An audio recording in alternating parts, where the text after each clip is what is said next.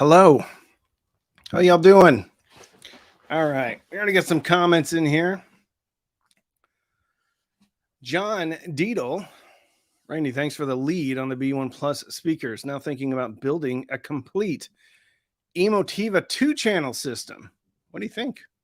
Sounds like you already got you already pretty much built it. What are you thinking about getting some bigger ones or what? Ooh, Sober Elvis just ordered the Denafreps. What's the lead time? Are those in stock right now? I think they are. Oh, excuse me. I drank too much soda. I want a tube buffer with a tone of controls. Can you guys hear me all right? I never know if this is working very well. I never knew. 2 weeks. Okay. So obviously you can hear me. All right. Perfect. Hold on. I'm missing it already. 2 weeks. Okay. They keep popping up.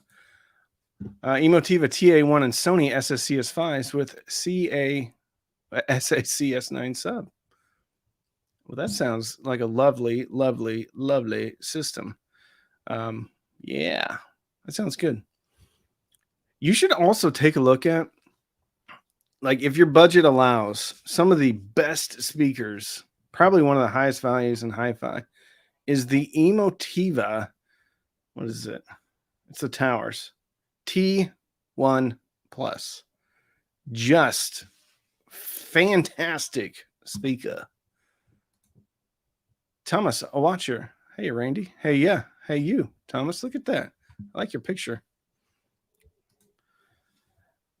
Louis E. Torres, thinking about adding a mini DSP 2i4 HD to my system for crossover and room correction. That's a great idea. I really want to get one of those in and start to play with it, but that's like a long-term commitment. So I would need to get one of those in and start playing around with it immediately, because I've watched some videos.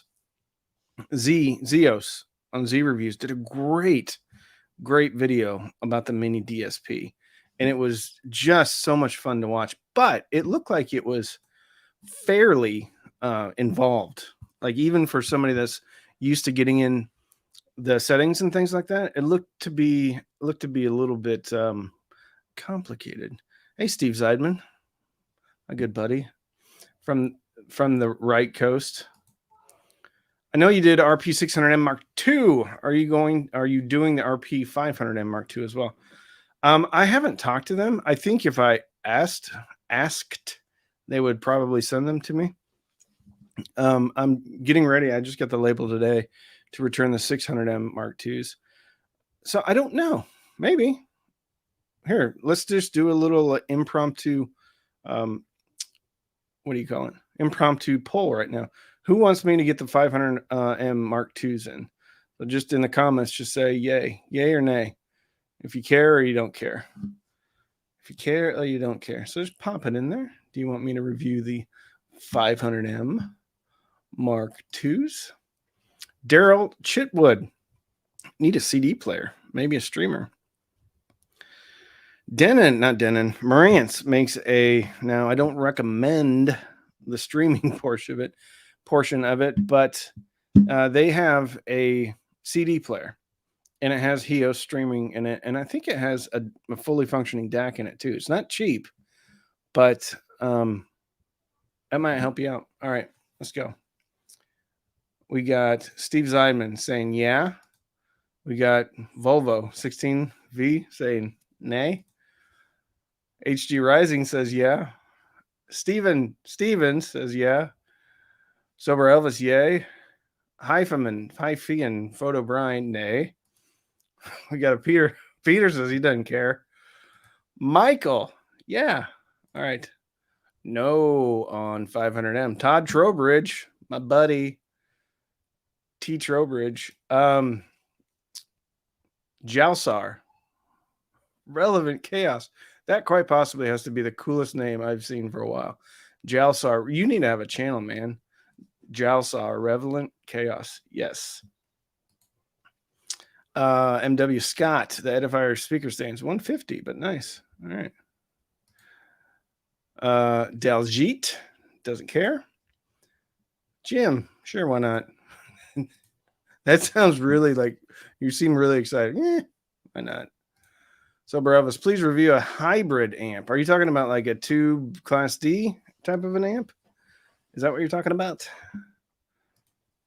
Volvo, get a pair of Audio Vector. Double thumbs up.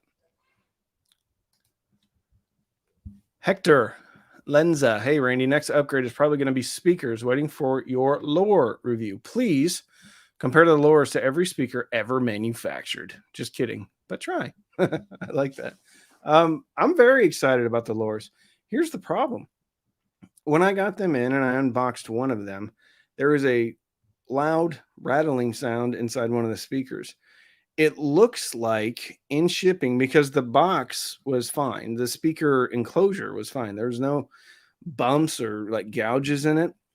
The actual magnet came off the back of one of the woofers and was just loose on the inside. Tecton was totally cool about it. I called him and I ended up talking to Eric on the phone, which he's the owner and the designer and everything. And he's like, yeah, I'll send you a new driver. Like we were on the phone for 2 minutes tops. And he's like, yep, I'll send you out a new driver, which is cool. So I haven't been this excited about a pair of speakers for a while, probably because it took so long to get them in. But as soon as I got them unboxed, I'm like, I want to listen to these. And I was getting ready to hook them up and then rattle. And I couldn't see anything. So I knew like something was loose in there. And sure enough, I got in there. The whole magnet, and I mean, this is a heavy magnet too. So I need to do a little bit more inspection in there to make sure. The crossover looked fine. I didn't look at it a bunch, but yeah. So anyway, super excited about the lowers. They look so cool. They're orange. Will Spicer, he doesn't care. Peter Mass, you rock, Peter. I've just joined. What is the question? Andrew Wallison, 70. What are you thinking about upgrading next on your system? Anything you're looking at? Looking for the best turntable for less than $800. My de facto recommendation is the RT85 from Fluence. There's a lot of options that it has that some turntables don't have, like a removable head shell, some semi-automatic functions, like it will auto stop at the end of a record, so it just doesn't keep playing. And you could also look at Debut Carbon from Project. I don't know what cartridges on that. On the RT85, you can get either one with an Ortofon 2M Blue, or you can get one with the Nagaoka MP110. So the Ortofon RT85 or RT85N, and N is for Nagaoka. Anyway, a bunch of people don't care. Hey, if y'all haven't watched my, not very many people watched my Gold Ring E3 review. If you haven't watched that, go check it out if you're at all interested in vinyl. Even if you're not interested in vinyl, it was a fun video to do. I have a couple pretty good jokes in there. I want a new turntable cartridge. I have a first-gen Fluence RT81 with a nice Audio Lab cart. Not into aesthetics, just want a nice warm sound. Was thinking the RT85N, but open to others if worth the money. Yeah, the MP110, pretty warm sounding, very nice. I like it. This Gold Ring E3, very punchy, very nice, very punchy. Hey, by the way, do we have any gamers in here? Anybody game or anything like that? Anybody work at home, like on a computer with a headset on all the time? Anybody? All right. Well, I'm going to assume that that's a yes. These guys, Mod Mic. Have you ever heard of Mod Mic? They sent this to me. Love the game. Okay. Laugh out loud. Me, butt kicker. Gold Note ES74. A game, kind of. All right. These guys were cool enough to send this to me. And I told them going into it, like, listen, I don't really do much gaming, but it's a pretty cool setup. So, and I know some of my patrons use these and they swear by them. So it's the Mon mic company is Ant Lion or Antlion Audio. I'm sure it's Antlion. I don't know. And it comes in a cool box. It says the name. And it comes with a whole bunch of cool stuff. Cords. And then the mic. And apparently, you take a little magnetic piece, you suction that on to adhere it to the thing, and then you pop that on there. Anyway, I don't know. I guess I'll link them in the description. So it's Bluetooth too, and then you just hook up the other end to your computer. Little USB thingy here. But everybody swears by these things. Here, let me see if I can find a link. A link to them. Here we go. Mod mic. There we go. Boom, boom, boom. Copy over here. We'll go paste. And I felt kind of bad because I don't know how to review this. But I figured I told him I'd mention it on the live stream. Whoops. I favorited the wrong one. Here. How can I pin my own stupid comment? All right, I hearted it or starred it. All right. Enough about Mod Mic.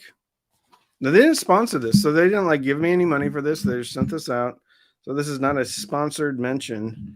I just I thought it was cool. I'm not really into PC gaming, but I know some of y'all might be. So the Mod Mic, check it out.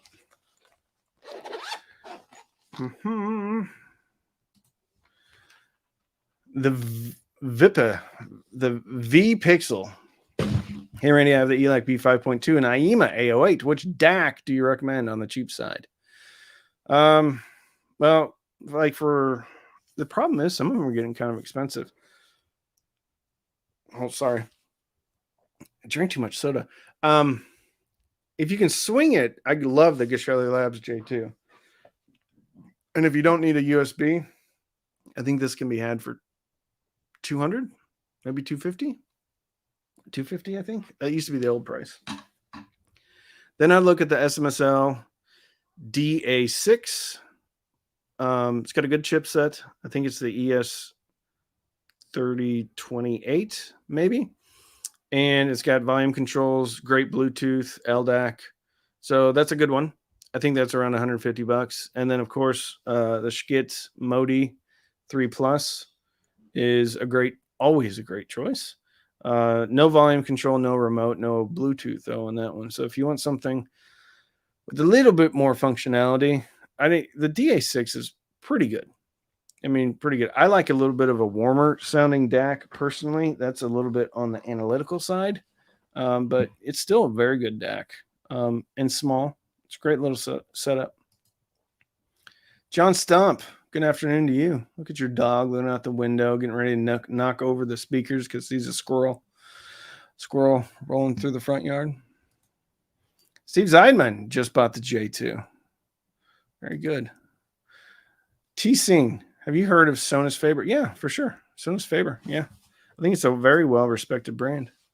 I don't have them. I think their entry level is around $1,000. So I've never asked, and they've never asked me to review anything. My planar P3 with LS2 and Bryston BP2 kicking butt. Very cool. I'm a Burr brand fan on DACs. For sure, iFi Zen. I don't know if they still use them, but iFi Zen used Burr Brown, and I really like the sound of Burr Browns too.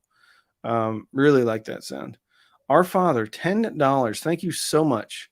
Thank you for your recommendations on an $800 turntable. Been looking for a while, trying to decide what to pull the trigger on.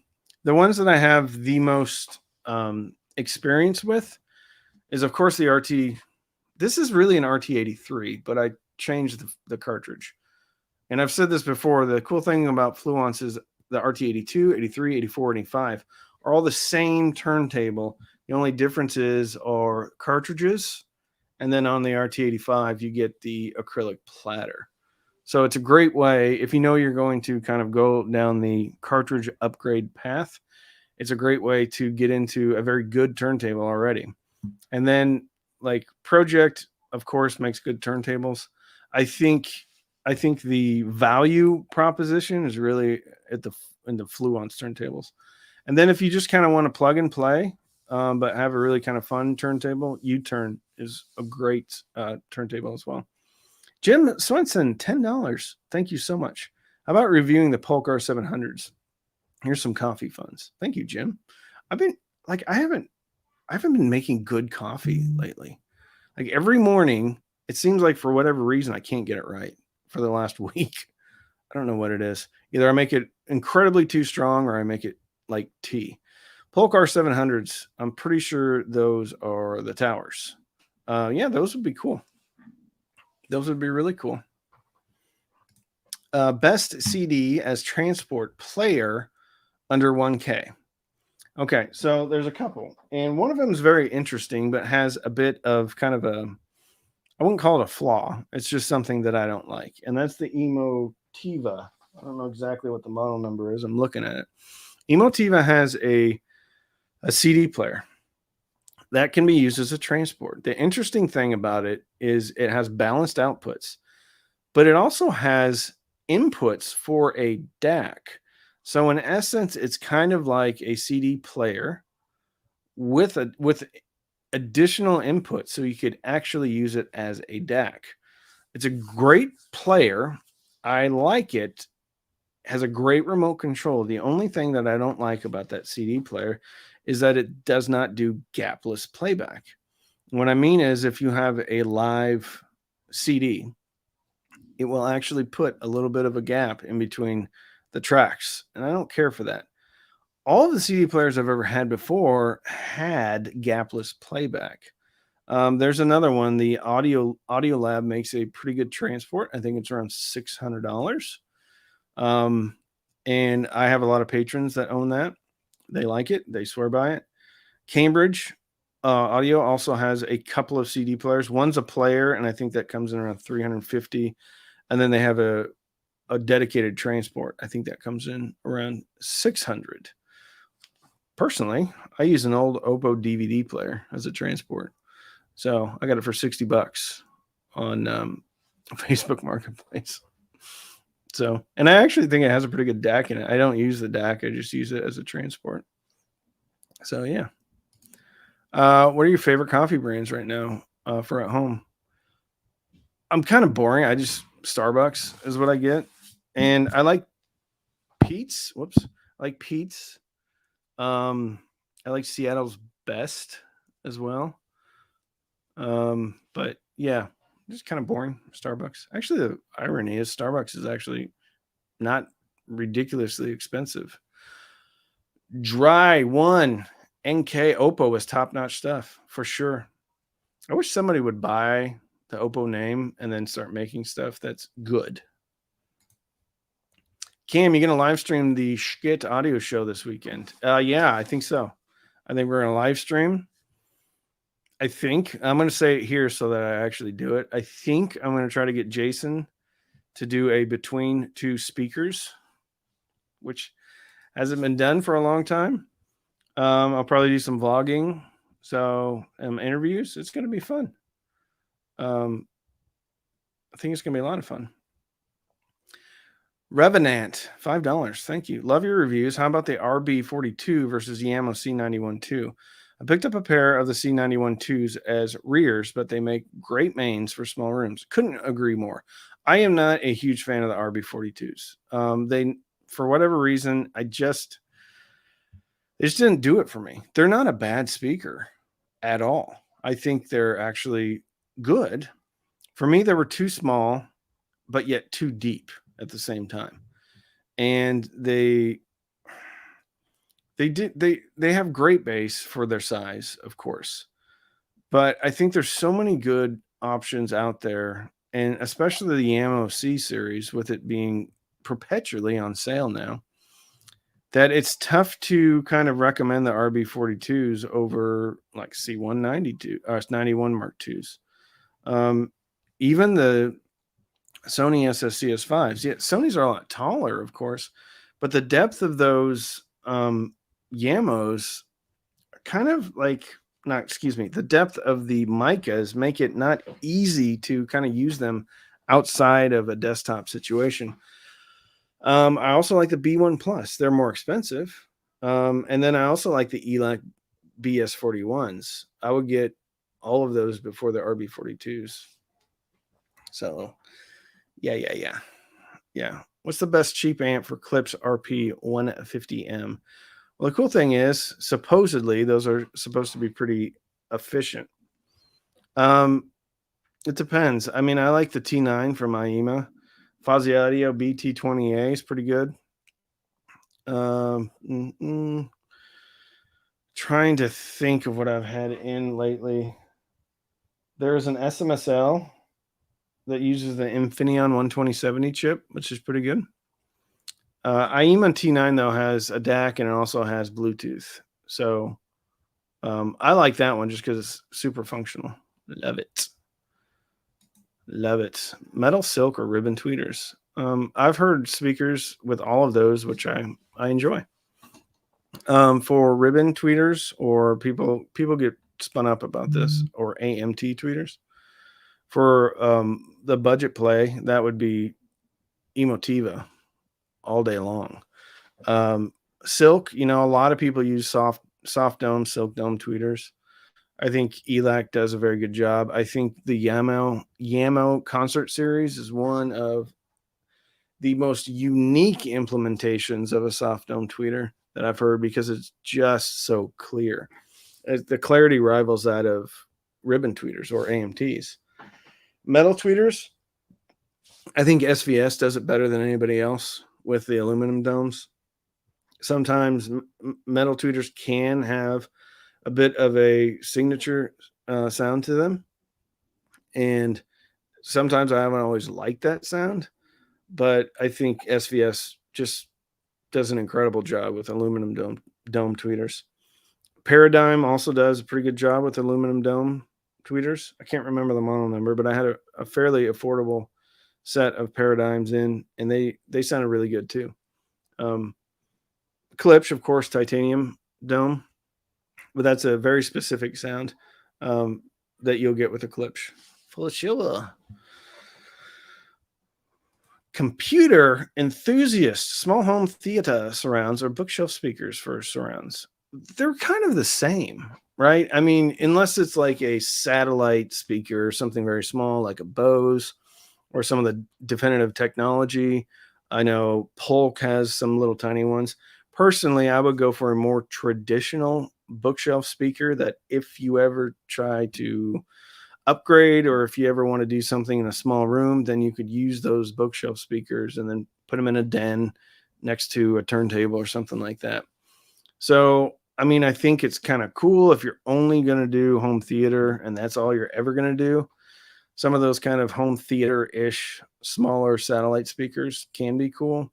But personally, if I'm doing it, I'm getting, ELAC BS41, Sony SSCS5, Yamo C91.2s, Yamo S801s, speakers like that can pull double duty if I ever want to change it out and not use them as surrounds, if that makes sense.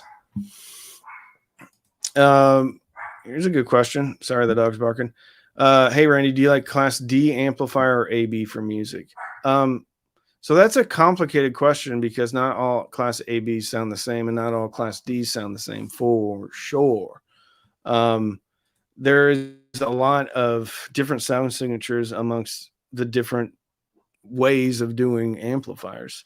I've heard some ABs that I don't like at all. And I've heard some Class Ds that I really don't like at all, but I've heard some Class Ds that sound very good. The IEMA stuff with the 3255 Ti chip, I think sound excellent. The DO3 sounds good. It's still a Ti chip, but it's a different one from the 3255. So the A07, A08, the DO3 from IEMA, I think all sound great. The SMSL, what is it? That's not the DA9. Okay, there's an SMSL AO200, and then there's another one that's almost identical to that. And they use the Infineon chips, but they have some cool EQ settings, and they sound really good. Traditionally, I'm not a huge fan of the Infineon 12070 chip because I feel like it's a little bit thin. But on the SMSL implementation, they have some baked in EQ, and it's very well done, and I really like that. Class AB, you run the gamut with that. You have something like a Cambridge, which is a very warm sounding, romantic sounding amplifier. And then you have stuff like the Iota VX, which is way on the other end of the spectrum as far as, concentrating on the top end. And then you have stuff like the Emotiva, which is kind of in the middle. So yeah, I know it's not there's no easy answer to that question, just because so many Class Ds sound different and ABs sound different. I mean, the Rotel A11 sounded similar to the Yamaha, but they don't sound like the Emotivas. So it's kind of all over the map with that. But as a rule, Class D wasn't my favorite.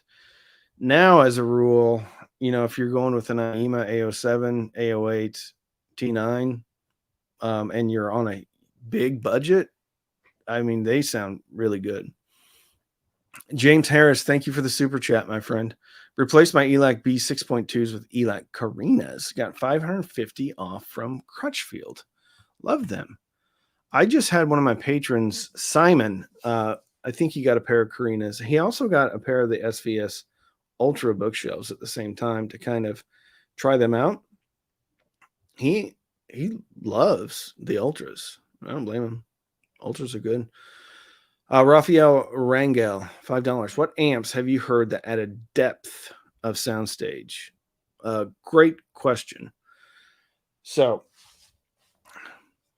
that's another thing about certain amplifiers is they have a sound signature, but then they also have a sound stage. And I didn't like, this is the Savage A5. It's a Class D amplifier. It's got ICE modules in it. And while I didn't hate the sound signature of it, it wasn't necessarily my favorite sound signature. But what that amp did that really surprised the heck out of me was the largeness of the soundstage and the presentation. The other amp that really surprised me, you probably can't see it, is this Crown, and that's a PA amp, and that had crazy soundstage and imaging. The Akatika, and this is like a bad wreck because nobody can get it right now, but Akatika makes the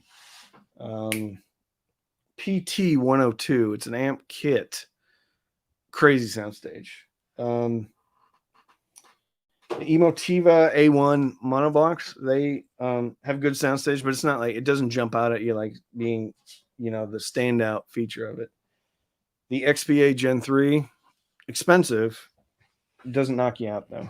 I think the ones that are kind of cool to look at is stuff with a little bit of a tube on it. So the T9 can have a bigger soundstage, and you can play with it by getting some different tubes. Here we go. Here's a great rack. Billy, my friend, Burmester amps have an amazing soundstage. They do. They also have an amazing price tag, Billy. But they are absolutely gorgeous. I mean, just gorgeous stuff. I got a chance to see some of their stuff at Expona, and the guy that I talked to was very nice. But I mean, that stuff is prohibitively expensive for most people, but that's one of those companies that it actually looks like it's worth it. I mean, when you're looking at this is like the Rolls Royce of audio. It really is gorgeous. Jason Ox, $10. Thank you so much, Jason. Thanks for putting up great content. The channel information and t-shirts are spot on. When are you going to write a book? I have a Duke Little Bear and ST01 because of you. Write a book? I can barely write my name, Jason. So I don't know if that's happening. I'm never going to say never, but definitely there's no plans for a book. I don't think anybody would actually want to read that. But thank you for the compliment. I am, however, thinking about starting up some cool t-shirts. I love kind of designing stuff. I'm just not good at it, but I have a lot of cool ideas for t-shirts that I think would be fun. So I'll probably be doing that. And you can read the t-shirt. It's not going to be a book, but if you buy enough t-shirts, you could maybe get a paragraph out of it. So yeah, probably be more expensive than a book though. All right. What is the best DAC under $300? Best is hard to say. The one that I like the most is the Geshelli Labs J2 under $300. No remote, no Bluetooth, no volume control. For something that has volume control, hold on. I want to make sure I don't miss that. For one that has volume control, let's see. I really like that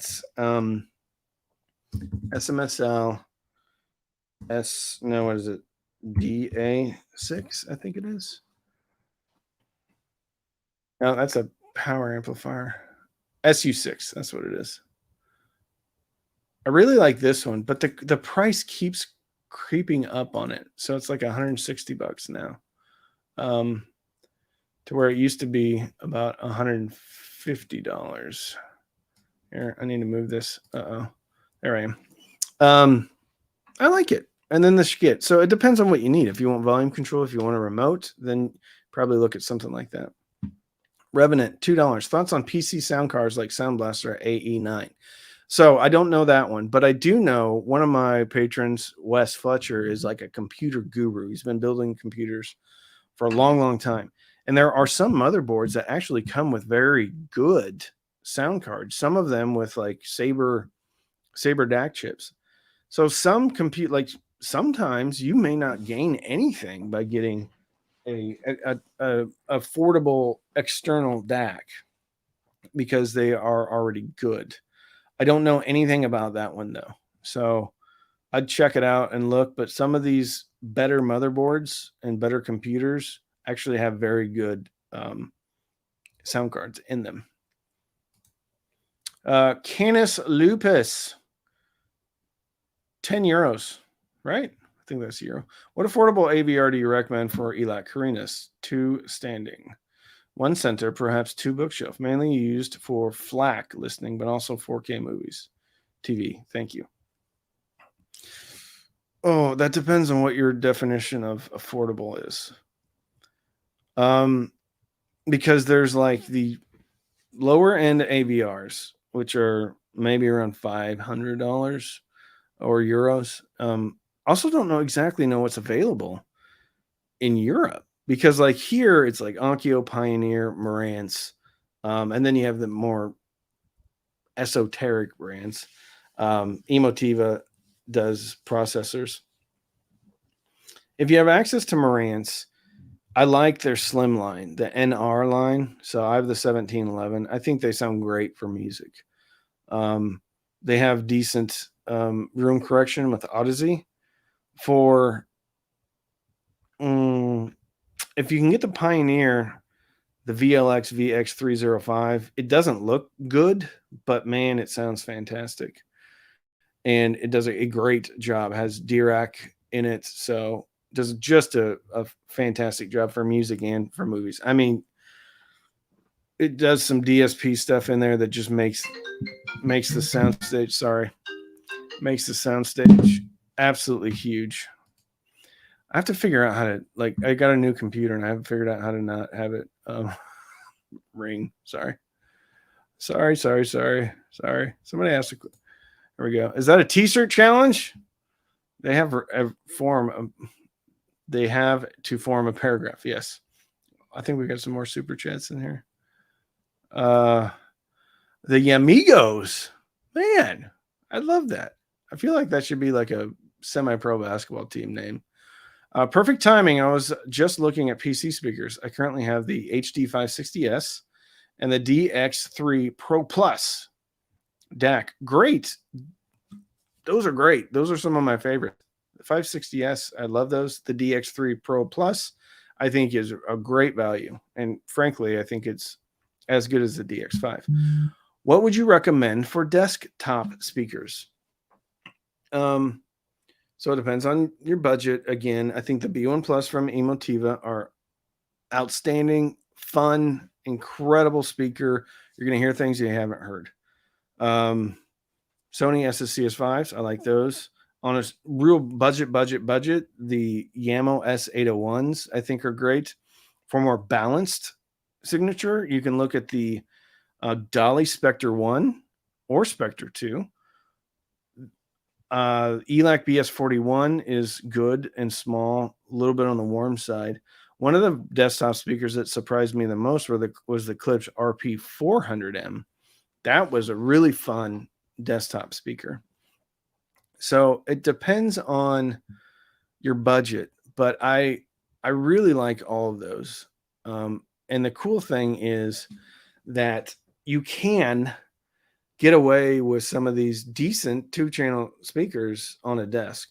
I wouldn't go too small. I would get as big of a speaker as you can comfortably get on there, because inevitably when something changes, you can use that for something else. To whereas a really small speaker, chances are you might not be able to use that for much. We got Bob giving me $4.99. Thank you, Bob. I'm going to be on a radio show. Bob does a radio show in Austin, morning show. And it's so funny because I told this story the other night, but my parents don't really understand YouTube. And so I was kind of like, and they're like old school. So I was kind of like, I don't know if I really want to tell them I quit my job and I'm doing YouTube now. But I did, and we were talking about it. And I said something, like they just don't get it. And I said something about being on a radio show in Austin for an interview. And my parents like, oh, radio show. Wow, that's really okay. So like none of it made any sense to them until they heard radio show. And then they're like, oh, okay. Well, I guess maybe this is okay, which I thought was hilarious. I am so sorry. There's so many comments here. Let's see. Let's just go up and pick one. Alex Pendragon. I had a 20-year-old pair of them, but the tweeter in one of them finally fried. I don't know which one you're talking about. Here we go. Hi, Fian. I never can say that. My motherboard came with an optical out, 24-bit 192. There you go. My desktop that I built had an optical out. It was great. Hey, Simon. Is there a big quality difference between vintage equalizers from the time when they were common and the newer ones from brands like Schmidt? That I couldn't really comment on, as far as like how much distortion are they introducing? So I don't know. What I do know is I'd have a couple of vintage EQs. One's a realistic, and I think one's a TIAC. And they're both really heavy-handed compared to the Schmidt Loki and Loki S. And I haven't played around with the really big, expensive one. Hopefully I'll get to see that this weekend. The cool thing about the Schmidt stuff, and there's another one too, the Bellari EQ. They're less heavy-handed, and there's not nearly as much of a swing, not as much of a boost. I think on the outside, on the low and the high end, I think you have 12 dB of play. And as it gets the mid-range and the mid-range frequencies, there's less of a play. So like 6 dB. So I think just from that design characteristic, I think one would be introducing less distortion for an EQ. But the rule of thumb on an EQ is find whatever curve you like, and then instead of having that boosted above 0 dB or instead of boosting those, take that same kind of curve and then just bring everything down and then use your amp to bring it up. So you get the same sound signature, but you reduce the likelihood of introducing distortion, is what I've heard. In practice, does it really make a difference? Not really. At least in my experience. But I'm not like boosting things like 6, 7, 8, 10 dB. I did notice that the Lokius was fantastic, had zero effect on the soundstage. I really like the Lokius. I think it's right there. Right there. Right there. All right, let's go down. Can you try the Acoustic Energy AE100 Mark II? Apparently, they're one of the best speakers you can get in the $300 range. Better than the Dolly Spectre 2, apparently. I'd love to. I don't think I've talked to anybody at Acoustic Energy ever. Robert McCain, $9.99. Thank you, my friend. Thank you, Robert. You're the best. Jude, yes, my Marantz, 1509 NR receivers firmware update through Wi-Fi. Okay. But I think maybe you're replying to somebody else. Hello, is there anybody there? Randy Bahina. Randy won a pair of speakers on the 100,000 subscriber giveaway. Maybe the 5th time we'll get a response. LMAO, amp to pair with the Emotiva B1 Plus for bedroom. Listen, Randy, I get it, man. Here's the deal, brother. There's a lot of comments coming through, and I can't read all of them. So, however, I am reading yours because you put so many smiley faces on there. So I appreciate that. Amp to pair with the B1 Pluses that you got for free. You shouldn't be complaining, Randy, that I'm not answering your comments when you got a free pair of speakers. Anyway, tons of amps compare well with the B1 Pluses. I think the depends on your budget, of course. I mean, if you have some decent budget, I would look at the Emotiva offerings. So there's the A2 Mini, which is around $330. You're going to need a DAC with it. You can look at the TA1 that has a DAC, phono stage, Bluetooth, comes in at $550. Very good power. Sounds great. So I would look at those. If you're on a budget, I'd get the T9 from IEMA. Matai. I can't do either of these names. I'm going to call you Matt P. Matt P. Would it be worth it to get a headphone amp for my Sennheiser 560S? I already have a Dragonfly Cobalt. Well, you pretty much have a headphone amp right there. I don't know. Where are my 560? Oh, there they are. I don't know what the impedance is on those. You're probably fine right now. But long term, I would probably look at getting a decent headphone amp. Schkit makes a great one with the Magni. Geshelly Labs makes a great one. The Arco 2.5. If you want to go balanced, they have an Enoch. Enoch. And then SMSL, the SH6, another good budget option. So, yeah, I think long term, probably want to look at that. You can also use your Cobalt as basically a standalone DAC feeding a headphone amp. It's a little bit wonky because you'll probably need to max out the volume on whatever is feeding the Cobalt. And then you'd run that via 3.5 to RCA into your headphone amplifier. But the Cobalt's a really good DAC headphone amp already. Did I already do this one? Robert McCain?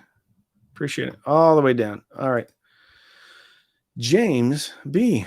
$10. Thank you. Fluent Signature Towers, $7.99 versus Emotiva T1. Great question. I'm torn. Upgrading from Monitor 70 series Polk towers. We'll also be adding surrounds and height speakers. Big fan, by the way. Thank you, James, very much for the super chat and the question, because this is a great question.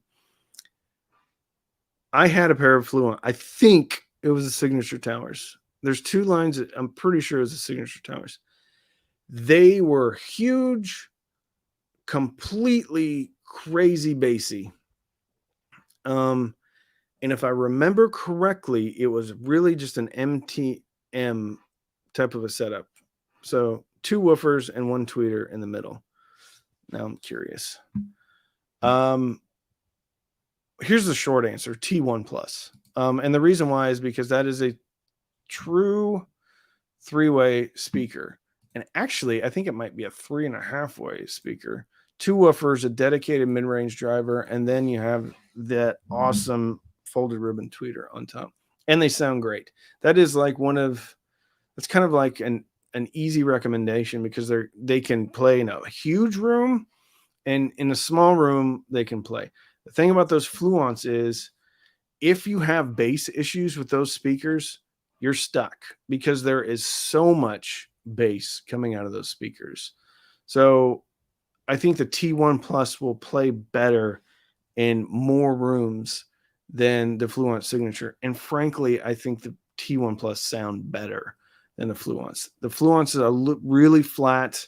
Now you can put some EQ on them and get them kind of livened up a bit, but it's all bass, and then the mid-range is good, balanced, and then the top end is good and balanced, but not nearly as clear, not as fun as the Emotivas, at least. I think Fluence makes outstanding turntables, but I think Emotiva makes incredible speakers. Fluence reference tower. Yeah. This is the one I had. So yeah, it's just 2 woofers and then a tweeter. So yeah, you don't have a dedicated mid-range driver on those Fluence. I can't remember. I can't believe I remember those. That was a long time ago. I shot that video in my living room. That was a fun video to shoot. I think it was right after the huge cold snap that came through and like knocked out all the power. Can the AIMA A07 power the Spectre 2s? Short answer is yes. All right, you're gonna make me look this stuff up. Dolly Spectre 2. I want to see what their sensitivity is.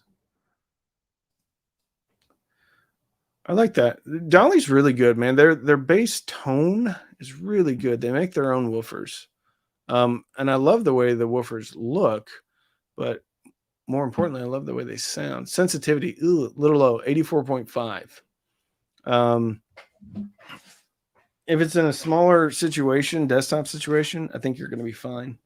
If you're trying to fill a huge room with them, which speaker anyway, I think you'll be fine with the A07. You can get an upgraded power supply too and get some more juice out of the A07. So yeah, great question. Do any audio products receive software or firmware updates via Wi-Fi? Yeah, for sure. A ton of the home theater receivers do. A ton of them. The newer stuff that is has a streamer in it, it may not receive it over Wi-Fi, but what sometimes happens is it's downloaded to your phone, and then from your phone via Bluetooth, it'll update a product. So yeah. So yes, absolutely.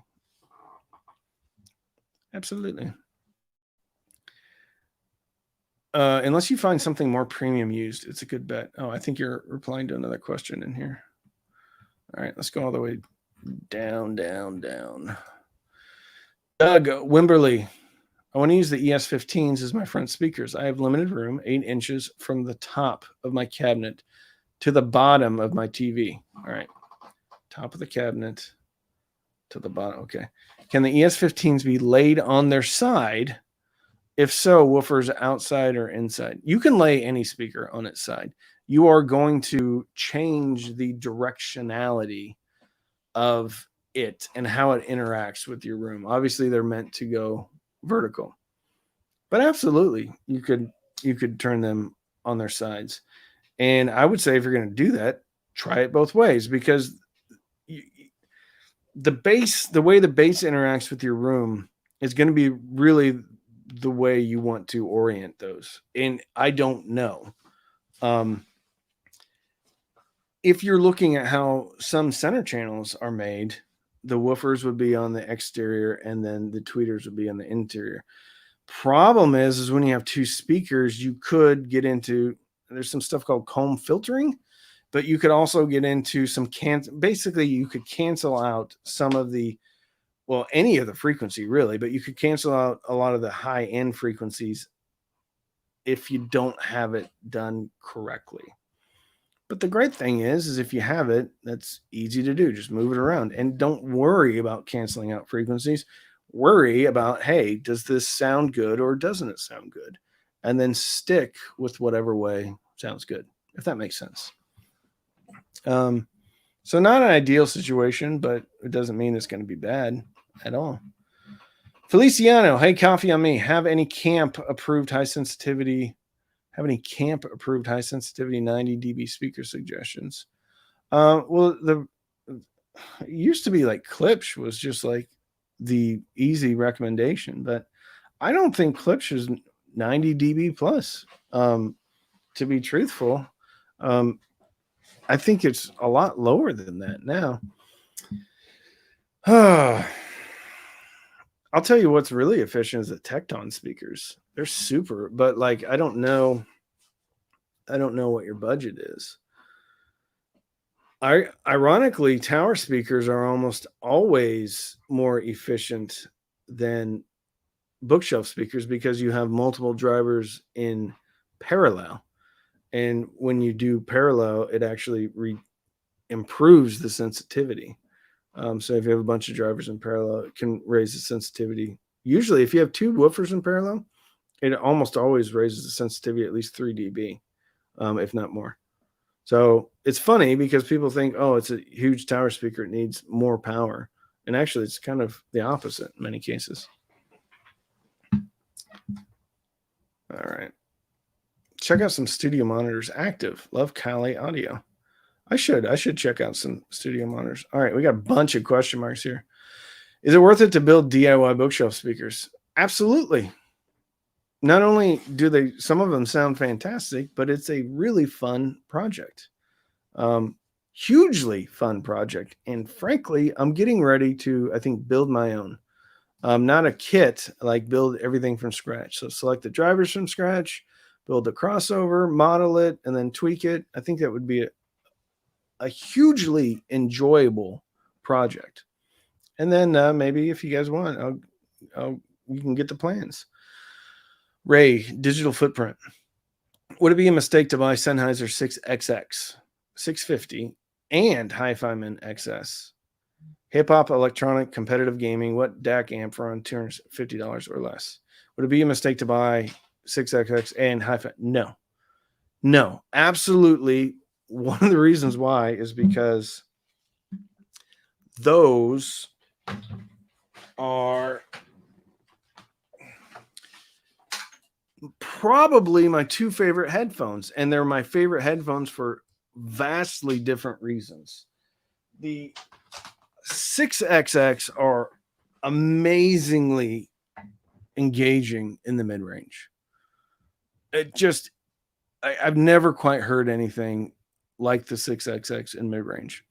The XS are amazingly engaging in their clarity, in their bass. Yeah, so much fun. I think those two are brilliant choices, and they could be kind of the be-all end-all for headphones because you're covering so many different bases with those two headphones. What amp DAC for around 250 or less? The only one that I would recommend if it's on all-in-one would probably be the Topping EX3 Pro Plus. The name, I get a kick out of these names. Let me see how much it is. No, just give it to me. $199. So that's my recommendation for under $250. You could also probably get the SH6 and the SU6 from SMSL for around that. But if you would like want one thing, I'd recommend that DX3 Pro Plus. For sure.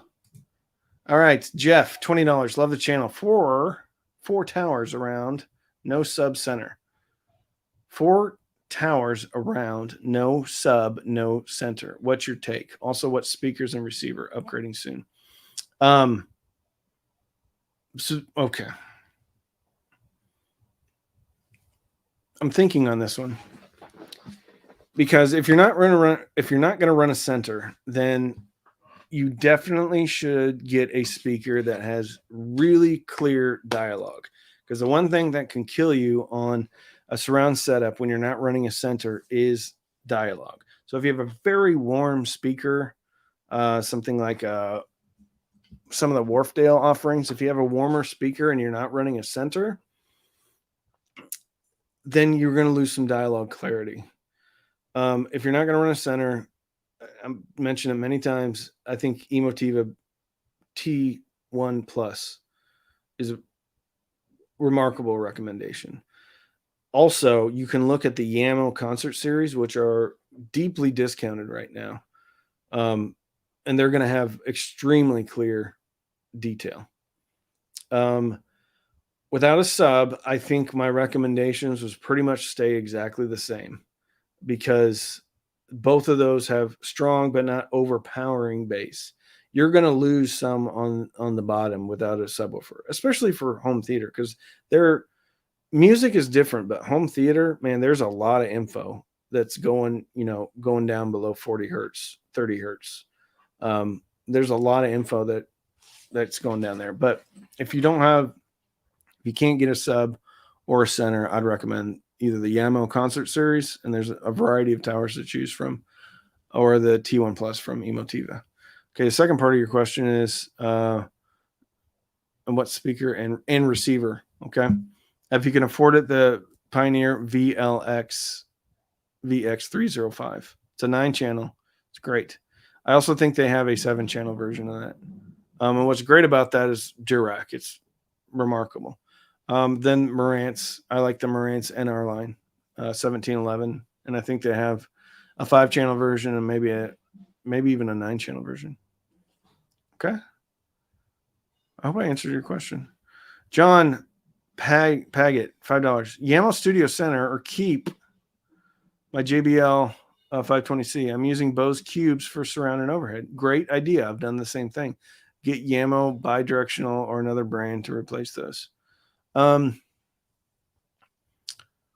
kind of like die and bipole surround speakers. It's just they're fun. I like those a lot. So I know Polk used to make some. Yamo, I didn't even know Yamo made bidirectional. I know Fluence makes some die and bipole surrounds.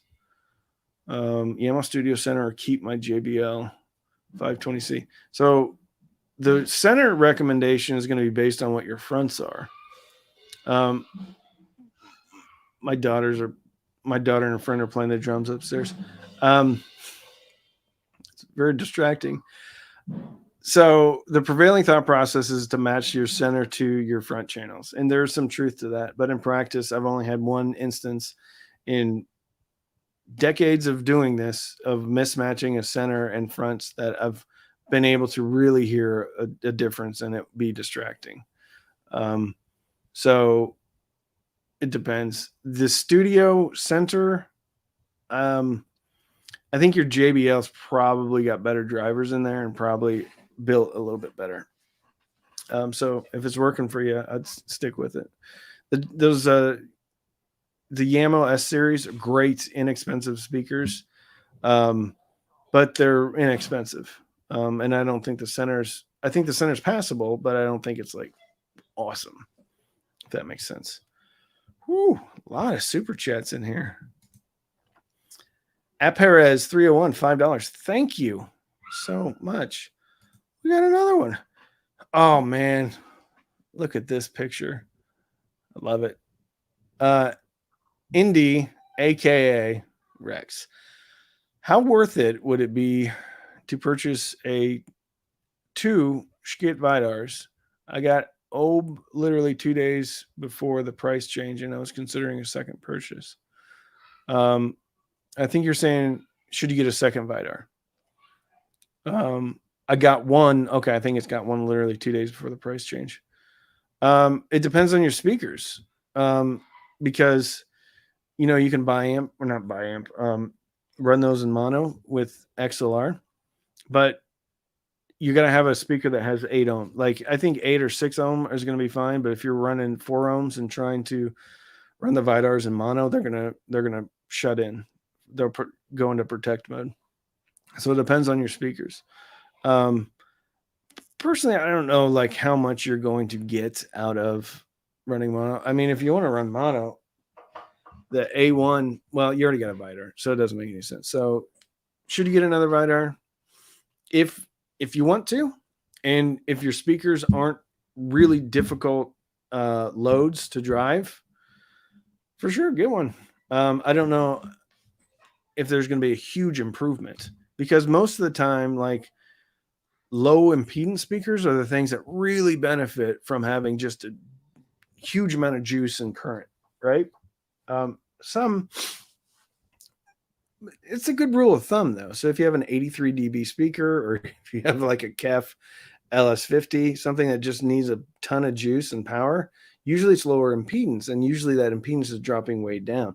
So even though you'll have more power with Vidars running in mono, they're going to shut in at lower impedances. So I don't know if you're going to gain like what you would really want to gain is like having more and more power. Ultimately, it's up to you though. A lot of people run Vidars in mono and love it. Love them. Whew. Sammy Debs, $1.99 super sticker. Thank you, Sammy. Look at you leaning there. Some lattice behind you. I'm gonna take a drink. Been talking a lot. Excuse me. Is it okay to use Bose 501s as surround speakers? Yeah, absolutely. Absolutely, man.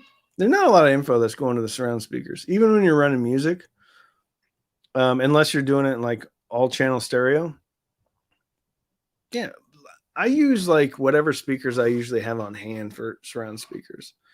And like I don't really miss anything. If you can have like a really wide dispersion rear surround, that's fun because you're going to get a lot of info from all around you. But yeah, I don't think it's like vitally important to have like super awesome surround speakers, super expensive. DefTech bipolar surrounds are pretty nice. I actually have a DefTech soundbar in here for review. I use DefTech. Actually, upstairs I have the DefTech. I think it's Cinema. They're pretty big, but they're like that plasticky kind of satellite-ish speakers. They're big for those types of satellite speakers, but that's what I have upstairs. Best entry-level turntable ever. Probably the Fluence RT82. Easy answer. Tell your daughter, need more cow. I actually don't have a cowbell out there. Did you guys hear her hammering away at the drums? All right. Jim at Mays. Hey, Randy, how do I know when to change my cartridge on my turntable? I still have the same one since the mid 80s. I don't know, man. I've never really had a cart go wrong or go bad or like suddenly here. Like I have talked to one of my buddies one of my patrons who's a huge vinyl guy. And he pretty much said, you're going to know. And he was really referring to a stylus wearing out. He's like, you're going to know when the stylus goes on it. So that's kind of what his take was. If it's from the mid 80s and you've done, I think there's no hard and fast rule of like how many hours you get out of a cartridge or a stylus. But if you think you have more than 1,000 hours on it, I'd probably replace it just to be safe. And it can be a lot of fun, checking out new cartridges and stuff. Does room treatment count as an upgrade? And if so, what's my next upgrade? I'm the wrong guy to talk to about room treatment. I don't think that it's like snake oil. I think that there absolutely is science to it, but I've never played around with it a lot. And some of my patrons that know a lot are like, yeah, if you want to use room treatment, put some really thick towels in a frame, or just tack up some really thick towels around where you think your first reflection point is. And if you hear an improvement, then put it in a little frame. And there's some kind of like home brewed type of deals you can do. Thick towels and some foam in a frame can do wonders. Now that's for like, I think, absorption. As far as like reflection, like dispersion, I don't know, man. Bass traps, I know nothing about that type of stuff. Bass absorption, zero. Know nothing about it. Nothing about it. Jim is asking what brand. Did you ask about the turntables? Or the cartridge? Is that what you asked about? Sorry. All right, turntable still sounds good. I'm trying to find it. Oh, here we go. Oh, okay. How do I know? Okay. Ortofon, Audio Technica, Nagaoka, Gold Ring, I think all have good, affordable options. I like the Ortofon 2M Blue. I do not like the Ortofon 2M Red, even though it's included in a lot of turntables. I like the OM10, OM5E from Ortofon, Nagaoka MP110. And then this Gold Ring is the E3. I really like this cartridge. I've been told that this is kind of a repackage of an Audio Technica, I think AT95, which I think is even more affordable. So I don't think you can go wrong with any of those. There's going to be a different sound signature coming from them. 2M Blue is going to be focused on clarity, and it's pretty balanced. MP110, warmer, more romantic, a little bit thicker on the bass, but not as clear. E3, kind of punchy, fun on the bottom, fun on the top. Yeah. Here's a good question. 1TDX worth it over the 1TD? So great question. I've had both of those here. I preferred the 1TDX. Even though the owner, Carrie, told me, he's like, they measure almost identical to one another. He said, but the 1TDX sounds like it has more treble, which is interesting, right? When you have the owner of a company saying, yeah, they measure the same, but you're going to hear more clarity and detail on the 1TDX. So I like the 1TDX. It's more expensive. I don't know if you need to do the like souped up crossover, because if you ever, because you're going to be putting it together yourself, right? So if you ever get curious about the upgraded crossover, you could always just kind of go back. Now, you're not going to be able to use their same 3D printed crossover plate, but you can always go back and just do your own version of the upgraded crossover. I think you'll benefit probably mostly from a large gauge air core inductor on the woofer leg, and then maybe a good cap on the tweeter leg that's not going to ground, so that's in series with the actual tweeter circuit. If you change those two things out, I think you're going to hear a big difference, or a difference, maybe not a big difference. Bomber Dom, €5. Thank you, Bomber Dom. Thank you. Do much. I think thank you so much for the SMSL 8018 test. I was never happy with an amp DAC combo. It drives my Infinity Reference 50 towers speakers very good. Thank you, man. I had somebody, this was early on when I was still working a job. I was on a live stream and I had someone like that was furious because they got an 8018 and they hated it. And they were blaming me. They were like, they said I was wrong, that I was selling, just trying to shove crap down everybody's throat. That I was basically like it was some giant conspiracy to sell a whole bunch of SMSL 8018s to the masses and just completely fool everybody. Conspiracy to send out bad equipment and have everybody hate it. He was really mad. I think I ended up having to block him because he just kept going on and on and on and on and on. Here's a great question. Can I use an RCA splitter to use dual subwoofer? Absolutely. Absolutely. Some people are going to say no. I say yes. I say yes for sure. I've done it before. I've done it to split DACs. So I'll run an optical into a DAC, and then I'll split the RC output to two different amplifiers to AB them back and forth. Some people are going to say, no, you're going to have voltage drop, this, that, or the other. In practice, I've never had any issue doing any of that because you're not powering anything. You may be a slight voltage drop, but your subs have amplifiers in them. You're just getting a signal. And you can get a high level signal or a low level signal. RCA is a low level, speaker input's a high level. So yeah, absolutely.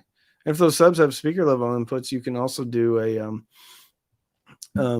you can run multiple lines to the speaker level inputs. So yeah, I've done it not on subs, but I have done it for sure on other stuff. Yeah, no problem doing that. Because really, I mean, even if let's say there's a 10% clarity hit that you're going to take on that, you're not going to hear it on a subwoofer at all. And I personally don't think there's really any. You don't really lose any SQ or sound quality by doing that at all. All right, I think we're going to call this one today. Let me go back and see if I got to everybody's super chats. Great questions today. This was really awesome. Awesome questions today. I had a lot of fun. I hope you did. I hope you liked the Wednesdays. Hey, we got another one. Oh, the Amigos. Okay, going to go with the Emotiva B1 Plus since this will only be on PC and using DX3 Pro Plus for the DAC. What amp would you recommend to power those? A07, AEMA A07. For sure. Since you have volume control, set your A07 about 70%, 75%. You can play around with it. And then control volume out of the DX3 Pro Plus. And you'll be loving life. Great sounding amplifier. And if you ever want more power, you can upgrade the power supply. AEMA does make it 48 volts. God, I don't remember how many amps it is. It's a lot. It's like 48 volt. I don't know. Anyway, it's a beast of a power supply. I did notice a bit of noise in there around the 1600 hertz range, which was it bugged me a little bit, but I didn't really hear it. You're not going to really hear it unless the music's not playing. And it bugged me, and I didn't recommend it. But for whatever reason, you really want to juice those things up, you can look at a different power supply. I think Meanwell makes some pretty good power supplies. So I think the A07 comes with 32 volt. So you could look at, now when you're looking at power supplies, multiply the voltage by the currents, and that's the power of the power supply. So even if you get like a 38 volt power supply, but for whatever reason, it's only 2 amp, it could be less power than the stock power supply. So take that in consideration. Some people use computer power supplies too for those AEMAs. So yeah. All right. I really enjoy this. I hope you guys have a great rest of the week. I'm going to try to get out a video tomorrow, maybe midday, maybe before noon. I'm driving down to Austin tomorrow to hang out with the awesome people from Schkit and from Emotiva. I'm very excited to meet them in person, and it should be a lot of fun. So anyway, y'all have a great day. Have a great day. Thanks for joining me today. It was a lot of fun. Bye-bye.